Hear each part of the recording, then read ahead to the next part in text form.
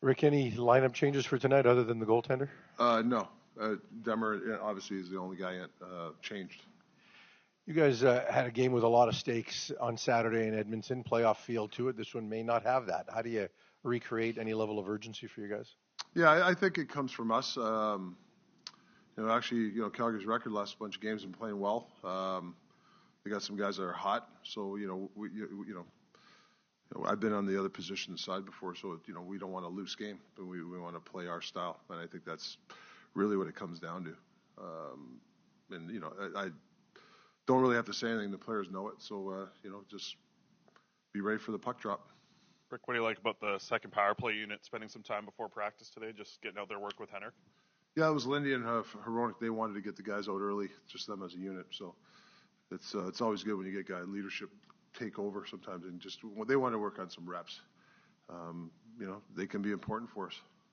Fan appreciation night tonight with the last home game. What are you giving the fans tonight to appreciate what they've done tonight? Well, hopefully we can have them something to cheer about.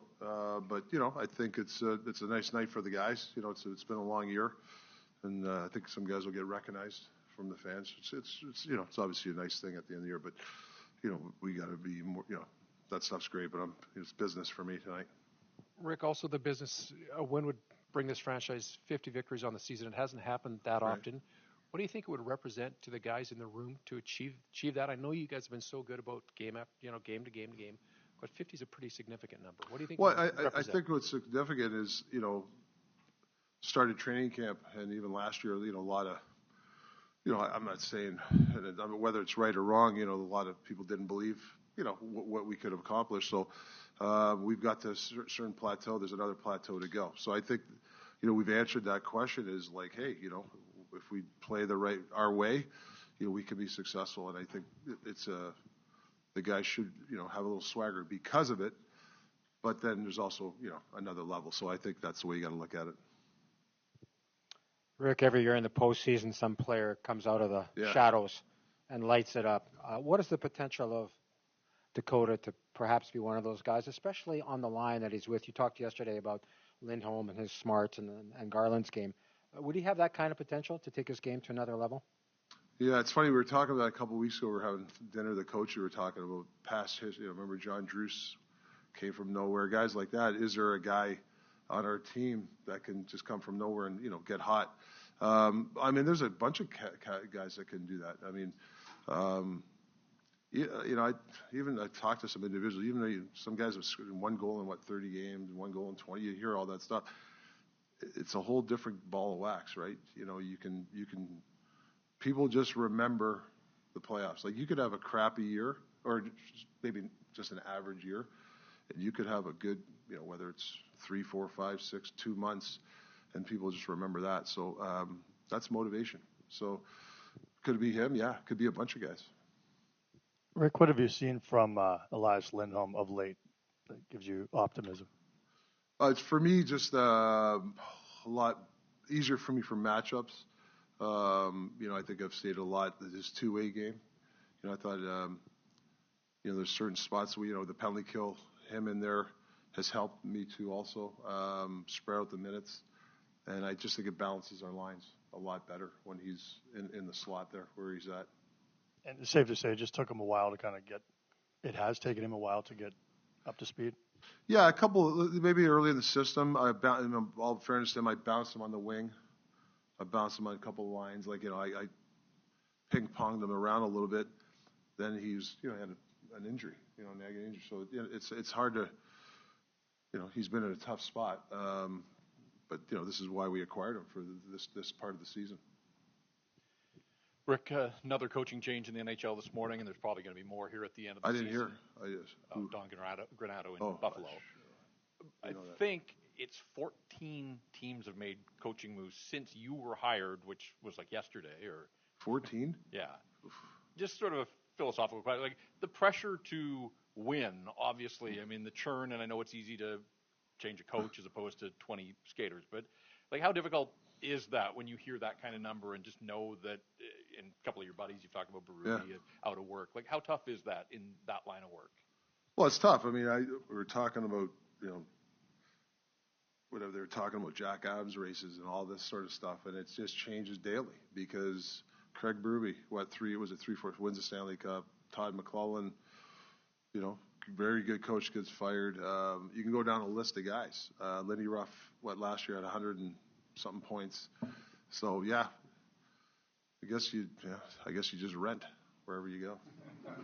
I don't think you get to, unless it's Florida or a destination spot. But no, there's a lot of good coaches, and sometimes it's whatever happens. And in this business, you have to have like a thick skin. You have to, or you won't survive. And you got to be able to be decisive that's the one thing. You got to be decisive. If you got your circle who you listen to, but if you listen to too many people, I think you're going to be on an unemployment line a lot quicker. I think, but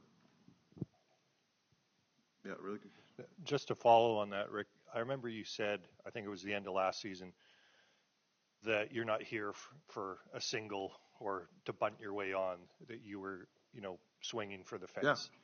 Yeah. Do you think you've done that this season with what you've been able to achieve?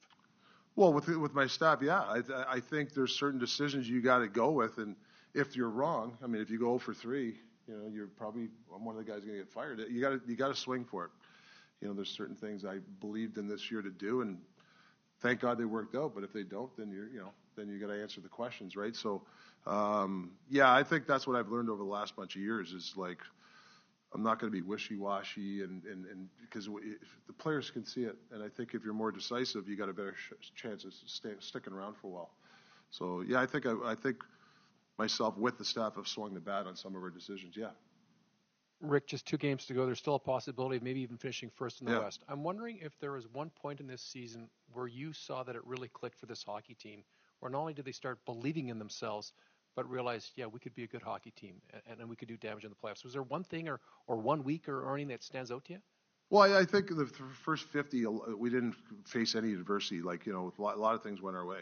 Bounces, some good calls or whatever. In the last, say, 30, we've, maybe we're not we're at the short end of the stick of those other things, right? We're not getting the bounces, we're not as lucky or whatever you guys want to call it. But there's been some times where we look like we're down and we'll come. We on the road trip. You beat LA, you beat Vegas. The other night we beat Vegas, we beat Edmonton. Like, yeah, there's some sprinkled with some efforts that I shouldn't efforts where we lost, but I think we've always been. I think if you ask the guys, a resilient team. The last 30, things haven't gone our way certain times. Denver's been out for, how many games? 15, 16. Some other stuff has happened guys are dealing with, and I think we've bounced back. So that's a good thing going to the playoffs, knowing that, you could look horrible one night in a playoff game and the next night win and get right back in the series. And you have to have that resiliency if you want to survive. Rick, Kuzmenko's on a bit of a run right now, and you kind of alluded to that earlier. In your eyes, what did he need to do to be that productive of a player? I haven't really watched him too much, but you give him time and space. He's a dangerous guy. He can make plays. I think he's playing with Kadri, right? And I've always been a fan of Kadri. It looks like Kadri's playing for some, whatever he's playing for, he's playing really well. And when Kuzi's got it going, those 2 guys, they can make things happen. So it's a dangerous line we're facing tonight.